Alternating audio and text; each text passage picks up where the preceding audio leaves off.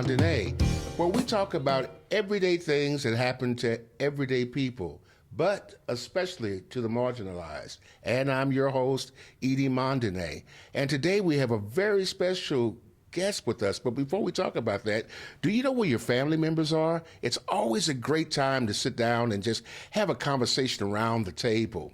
From 2007 to 2016, Carl graced the airways as the host of Carl in the Morning on AM 620, KPOJ, and FM 107.1 KXRY, Portland's progressive talk stations. But before he captivated audience with his terrific voice, he was making them laugh as one of the country's top headlining comedians. He's written a book. It's called Slide, the baseball tragic comedy that defined me, my family, and the city of Philadelphia, and how it could have been avoidable had someone just listened to my lesbian great aunt.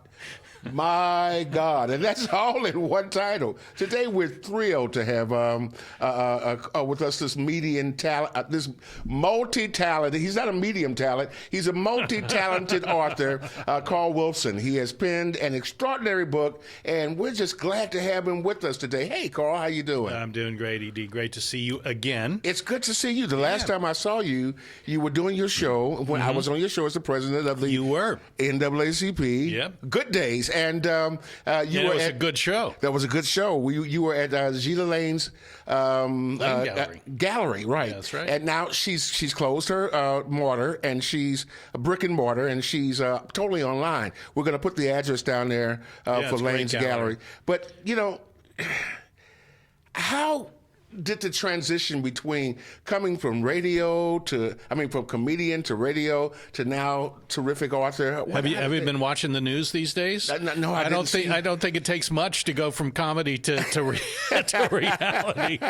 Actually, before we get into radio, I have to tell you, I still do a little stand-up, ED, and this is my 43rd year of stand-up comedy. Started at the Comedy Store in 1980, and I'm really quite nostalgic about it. I was on Alan Thicke's show, Thick of the Night, every week, and Alan passed away suddenly. I was on Joan Rivers every month, and Joan passed away suddenly. I kind of wish I'd been on The Apprentice. Oh, okay. Actually. Most people know you from KPOJ AM 620. What happened? That's a great question. What happened? You were the superstar. You could ask just about any subject we could delve into tonight. You can say, what happened? And we could do a whole podcast on that. Air America started, I think, in 2005. And actually, Al Franken ran for the Senate beginning in 2008. He ran for the Senate, but he announced in 2007 he had been one of the regular Air America hosts.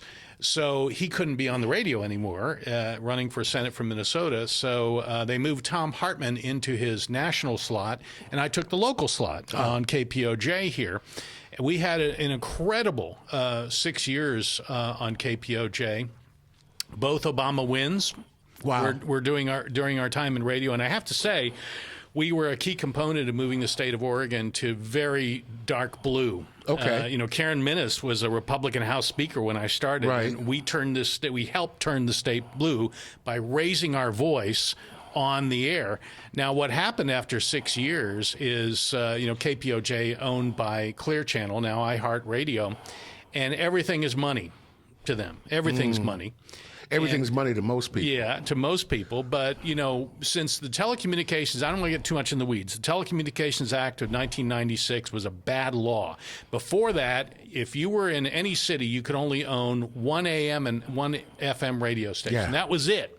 After they passed that act, which was consolidation, you could own up to 8 radio stations in a market with 45 stations. So this meant all the big companies could own a bunch of stations. So basically what Clear Channel did is we gave them great ratings. We were 4th in this market in 2008 at the end of the year because of the interest in President Obama winning, Barack Obama winning, and we had good ratings. But they cut my salary, my producer's salary, and switched to syndicated sports, which is just all they needed was equipment in a closet to switch the syndicated show on. Yeah. They were paying my benefits, my salary, and so forth. Yeah.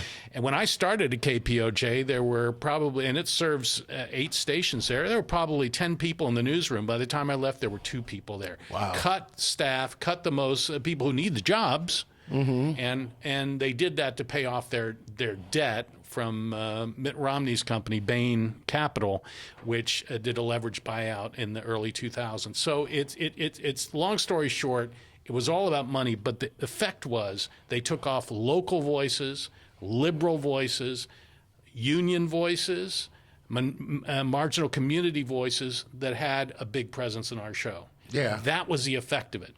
Well, and you then paid a big price. Yep. You were pre-cancel culture. So you set the bar for cancel culture. we weren't in any way inhibited to say anything on the air. They didn't censor anything that we said, but we were just a casualty of this consolidation of the news media. Well, you talked about helping to turn this state blue. Yes. Was that with Hillary Clinton, or did it start there? The 2008 was a really good year because that's the year that Jeff Merkley beat Gordon Smith. Yeah. And it was really the Barack Obama wave that put him over the top. If Oregonians would remember, it wasn't until the next morning. That was a close race that we knew Jeff Merkley had won. But it was also all of the state offices. And Republicans were doing then, ED, what they've done now nationally. They were going so far extreme in the state of Oregon that they no longer have any statewide offices. I mean, you can just go so far, taking away people's rights and this whole culture war stuff. And at least in Oregon, I think most people understand that we want to treat everyone with respect and dignity and equal rights. That's not true in red states right now, unfortunately. But here, the Republican Party went and this is before Trump, I mean, and they just voted. They just pretty much precluded themselves from being elected because they went too far. You know, it didn't used to be this way in Oregon. No. It used to be people like Tom McCall and Mark Hatfield and even Bob Packwood were moderates. They cared. Is it something how the Hatfields and McCalls? I mean, actually, Tom McCall and Mark Hatfield did have a feud. Yeah. They had a big feud. One was pro-Vietnam War, Tom McCall. One was anti-Vietnam War, Mark Hatfield. In fact, today there's no military bases in the state of Oregon, and that's due to Mark Hatfield, who was on Senate committees and wanted money to. No, we have an Air Force base here. I don't think we do. It's a small one. It's a small one. Yeah, little bitty thing. It's down somewhere. I don't know where that is. I found it by mistake. Well, you're making news here. But Mark Hatfield was more interested in getting the kind of support we need for education and healthcare and those kinds of things. But that was, that's neither here nor there. But the big problem for this country is nationally, the Republican Party is so far right now. It's really a proto-fascist party. I mean, they proved it with Donald Trump. He is their cult leader. Yeah. You look at every indicator of fascism that you see through history, this fascination with guns, the idolatry of a cult leader, this marginalizing of immigrants, of African Americans, of LGBT people. This is classic fascism through history, authoritarianism. When did history ever change? We talked about Jim Crow never really dying. He was Dracula. Right. We forgot that he woke up in the morning and at night and went back in the coffin at day. Yeah. Look, especially in our country, and this is true in most countries of the world, you see rise and fall of authoritarian governments, and then periods where I'll give you a perfect example: the religiosity at the end of the 1890s and the early 1900s, the populists and the progressive movement came out of the churches at that time. Yeah. They wanted workers to be treated well, and to pass laws so that in the meat packing factories, people weren't prone to sickness and all that. They wanted the public to have safe meat to eat. Child labor was outlawed in this country. The reason for prohibition, by the way, is that a lot of men were beating up on women who were alcoholic at the time.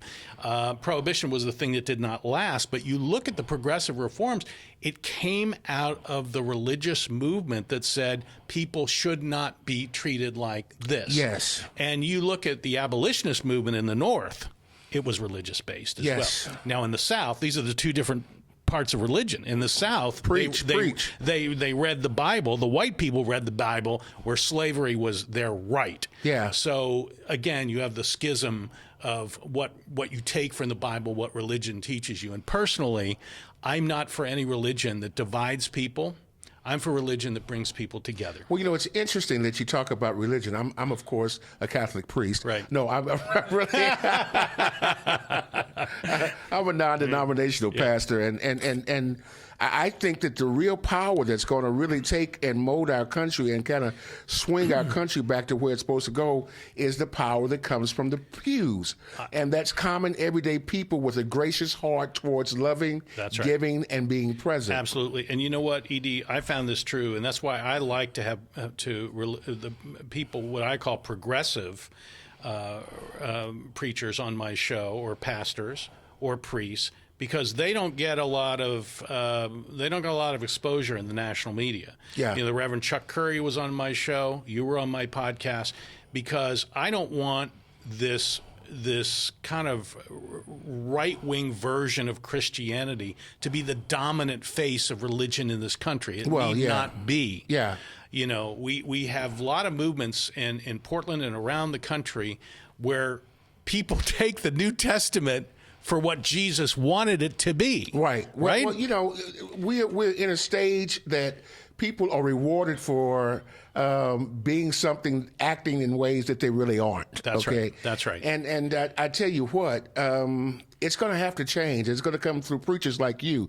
As a matter of fact, you can preach here Sunday morning if you. Well, let me give you an anecdote from the book that I wrote. It basically, this book is about. The backdrop is the Phillies. My family moved to Philadelphia area when I was 10 years old, end of '63. And the Phillies that year were supposed to be, they were an awful team, but for some act of God, they ended up being the stars of the National League and led the National League for almost the entire season until they collapsed at the end. And our whole life revolved around the Phillies. Yeah. It was the happiest summer of my life. Yeah. But what I took from that, one of these, you know, you get lessons in life when you don't realize you're getting lessons. Yeah. The 1964 Phillies team was the first fully integrated team in Philadelphia history. By fully integrated, I mean African-American stars, Hispanic stars. Yeah. And, you know, Philadelphia before this had really been a pretty racist. If you know anything about Jackie Robinson and the Phillies, they had a history that was not very pleasant. He had a big trial. That's right. Yeah. So to me, Richie Allen, who was a Rookie of the Year that year, the first real African-American star on the Phillies, he was my favorite player, my dad's favorite player.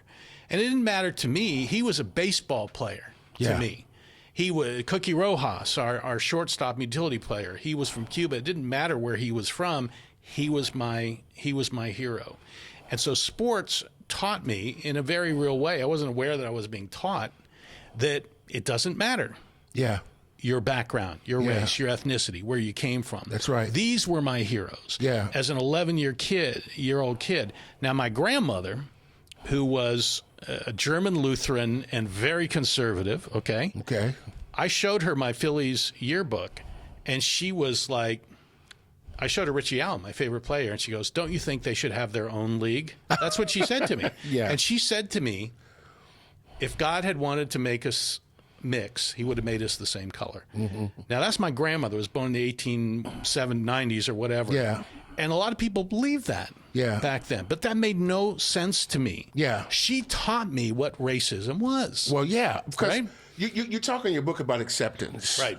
And what does that look like now in this present day form? What does that look like to you? Well, I'll tell you, you know, you mentioned before we went on about the lieutenant governor of North Carolina. Yeah. What's his name? Robinson or something? Robinson, yeah. Okay. Extreme. Yeah. This is a guy, a black man, who has gone after, you know, the typical evils of the liberal left, including the LGBTQ community. He's not willing to accept that we're all human beings. Well. Okay. Neither is Ron DeSantis. Well. Okay. Neither is Donald Trump. Well, Neither are most members of the Republican Party. continue to preach. Look what they are talking about. Yes. There's a reason Ron DeSantis wants to take black history out of the schools. Why do you think that is? Because he doesn't want our stories told. He doesn't want your story told. Well, you talk about our stories, right? LGBT He's darker than what you community, think. You know, he's LGBT community, he's coming down on us because he wants us invisible. That's right. I'm a gay man. He wants us back in the closet.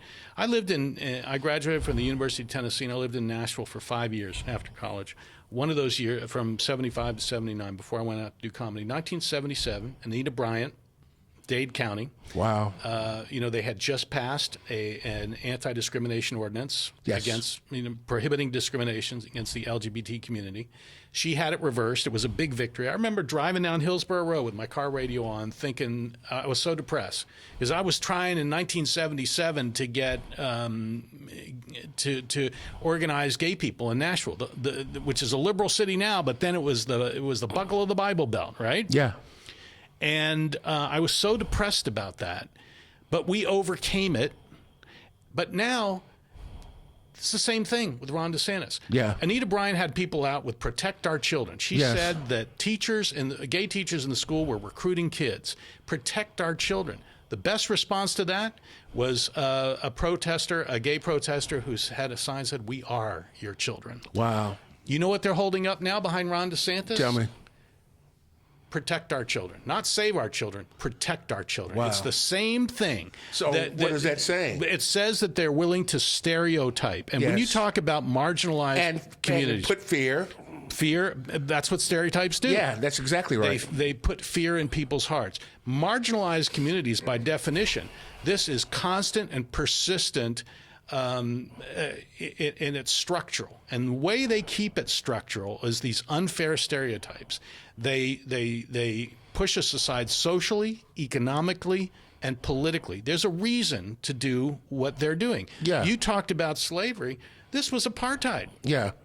And it took more than 100 years after the end of the Civil War to have any meaningful civil rights laws in this country. There was one in 1957. The more significant ones were in Lyndon Johnson's day. But all of those years, and continuing to this day, there's de facto apartheid, sometimes in the North as well, and in the South. And the way that you can tell that they want to keep this system up is they're going for our vote. Yeah. Well, that's what we've been talking about in the last two shows, how the census makes sense when you can't count the people. That's right. And the when- Constitution didn't allow black people to be Well, there counted you except go. for 3/5. and you cut their legs off, and then you say, come and fetch, right? Right. Or come in listen, it's really important to talk about how does the marginalized community gain its voice? Is it numbers? Is it impacts? Is it buying more guns? Is it making an insurrection? Or what is it? I have an answer to that, and my answer is protect your vote and raise your voice. The reason that we have structural imbalances in our country, starting with the calcified institution of the Electoral College, for one. Without the Electoral College, if it were a popular vote, Al Gore would have been president, Hillary Clinton would have been president. This is an antiquated system, but we're not going to change it because it takes a constitutional amendment. You're not going to get 2/3 in the House and the Senate and 3/4 of the state. You're just not going to do that. Wow. So the filibuster is another thing that's in the Constitution that prevents democracy from ruling in the Senate. All of this gerrymandering. The state of Tennessee, they gerrymander blacks out of they have 2 districts in the state legislature indeed. and 1 in the national legislature. Yes, indeed. And that is by design. Yes, it is. Okay, it's by design. So that's why we have to count people when the census right. comes around. As a matter of fact, they're thinking of doing another census, a special census, which this will make precedent in the United States history, Right. where they broke protocol to do it every 10 years because it was so poorly counted in 2020. And we have to understand where this comes from. John Roberts, the Chief Justice of the United States, in 2013, he authored he threw out Section 5 of the Voting Rights Act. Okay, what Section 5 of the Voting Rights Act was, there are about 10 to 14 states that had to have any changes in their voting rights approved by the Justice Department because they have a history of discrimination against African Americans. That's and minorities, exactly right. He threw it out, and he said, "Oh, everything's equal now. Everything is not." You know what happened when he threw it out? Well, in the next 5 years, over 600 polling places were closed in those states. Guess where they were? Poor districts, black districts. Well, when you look at the history, you're going to find that blacks in every ethnic group is always going to be at the bottom. So I tell you, you're going to find and the numbers haven't changed. Right. When you look at the history, when you look at the numbers, when you follow the money will tell you what a prize is, okay? Right. So when you look at the numbers, they haven't changed in 200 years, and they're not going to change anytime soon unless we start stirring from the bottom, okay? Right. All that good stuff is at the bottom here. Right. If you stir from the bottom, everybody rises, but who stirs the straws? Let me go back to I mentioned the Lieutenant Governor of North Carolina for a reason. Yeah, Mark Robinson, that's his name. He does what just about every national Republican or every Republican does now, is try to divide us. Try to say that immigrants are the problem, blacks are the problem, drag queens are the problem. Yeah. They're not the problem. Yeah. No kids in school are being murdered by drag queens, being murdered by guns. Whereas the governor of North Carolina, Roy Cooper, he is doing things that really matter. Just earlier this year, North Carolina became the 40th state to expand Medicaid under Obamacare. Right. Okay? And the Republicans who control the legislature in North Carolina had been against this until what happened? The people in the rural communities said, we need it. We can't pay our health care costs. We want our health care. And they realized that the hospitals in those rural communities without Obamacare subsidies would go out of business. Right. So they changed their tune because people understand that your health, your education, your job with dignity, that's how you build a society. Yeah. Not on this bullshit, That's about okay. dividing us. And that's not French either. Okay.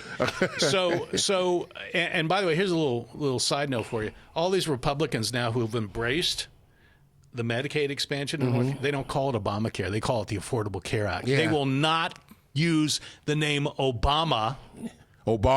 They won't use it.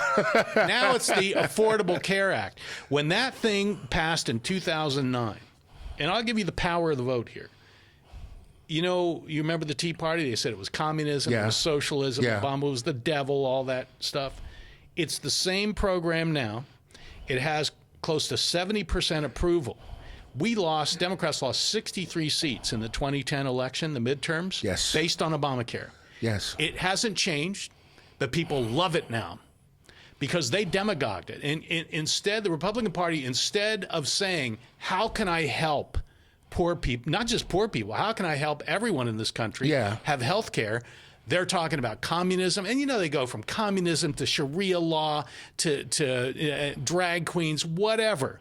It's all to take attention away from what they're not doing, is providing for the social, economic, and political well-being of their people. Hey, we're talking to Carl Wolfson. Is this too heavy, man? No, man, please. We're not heavy when we're talking about our brothers, okay? Yeah.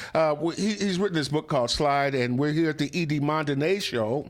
Not E.D. Mondainé show. It's the E.D. Mondainé. Mondays at Mondainé. Okay, that's what we're supposed to be. I love being with you, and we could go into Tuesday, Wednesday, Thursday, Friday, Saturday on the show. We're going to have to come back because we only got a few minutes left. Only a few minutes left? My God, and it's been an explosive conversation. Before we go, I want you to talk to us about what you think we need to do, and what would your aunt tell us? Your lesbian aunt tell us at this moment. We're gonna medium through her right now. Let me tell you. I said earlier, tell your story. I'm teaching stand-up comedy now at Comedy Sports Northwest 19th. I heard about that, and it's fantastic. It's people who, we've had lawyers, doctors, we've had, people who just want to try stand-up, people who may want to do it for a living. The way I start with them, the easiest thing to tell is your truth. Your story. We had a woman who's 28, breast cancer. She's in remission right now, but she's telling her story. We have a guy with cerebral palsy who's telling his story. We have bisexual, a number of LGBT people telling their stories, telling their truth, standing up and saying who you are, what you're about is the greatest thing you can do. It's why Harvey Milk said, "Come out of the closet." Say who you are. Yeah. We had gay marriage in this country. We achieved it because people no longer could most people could no longer fully stereotype gays as whatever, the negative. They wanted to have a partner. They wanted to have a family just like me, because your truth and my truth are human truths. That's right. That's what connects us. And if you stand up and say your truth, I'll go back to Obamacare. You know when Obamacare became popular? When people started sharing their stories. This saved me from going bankrupt. This saved my little girl. This saved my life. Who can't relate to that? Yeah. That's why they took it out of this political realm and gave it a human face. Now, that's the same with gay marriage. We're all human. And that's what I ask my students to do. Humor is a powerful way to do it, but everyone should do it. Don't be shy. Don't give up your vote. Organize. Tell your truth. That's how you let the world see the truth. Blessed be the tie that binds us in human love. Martin Luther King told us that it was no longer going to be about civil rights. It was going to be about human rights. And that's exactly where we are right now today. I am so glad that you were able to be with us, Carl. And you know what? We didn't even get through half of what we wanted to talk about. So I would love to come back. That means that you're going to have to come back. And you're going to have to come back soon, because you're so good to talk to. Well, I appreciate Listen, it. people, we just love you, and we want to know what you thought of us today. We want to know what you want us to talk about. Look at the bottom of your screen, and I want you to make your comments there, and I want you to give us some thumb up power there. And we also want you to make sure that you do what? What is it? Subscribe. Subscribe. That's what it is. We're gonna have to subscribe with Mondays with Mondainé, so that you never lose a listening experience. This is the truth. Like Carl told us, you're gonna have to stand up. You're gonna have to speak up. You're gonna have to be counted, and you're gonna have to not be afraid. James Brown told us, say it loud. I'm black and I'm proud. And Aretha reminded us, RESPECT, baby. Find out what it means to me. And the truth is, let me just add this, because I talk and talk and talk and that's talk okay. and talk and talk and talk. To us, brother. If you want to know what to do, take your cue from the other side. See what they're trying to do with you. They're trying to take away your story. That's right. They're trying to take away your dignity. They're trying to take away your vote. That's what they're all about. They're trying to take away your health care. They want to take away your chance to go to college. Look at what they want and do the opposite. Stand up against them. They'll give you the cue. You're going to be the better person as a result, and society will be better as a whole. We got to stand up, y'all. Listen, thank you, Poshines, for hosting us today, and also Auntie and Tantis. You know, we are really blessed to have a staff behind us that is just incredible. These guys are... And they serve a sweet tea. Oh, they serve a sweet tea. Sweet tea. STWASTEETTEA. I couldn't make it fit. If everyone started a day with sweet tea, we'd have a peaceful world. Listen, be careful to do what you always ought to do for God and your country, and stand up and make your presence known. This is E.D. Mondainé, and I want you to thank you for tuning in to Mondays with Mondainé, and I want to see you next week. God bless. Hey, it's time for you to come to Post Shine. Check out that catfish sandwich. Oh my goodness, is that the shrimp po' boy? Man, look at that chocolate chip cake. Man, I need to get over to Post Shines at 8139 North Denver right now, because this food looks delicious. Or call if you'd like, 503-978-9000. And don't miss it, you'll be sorry.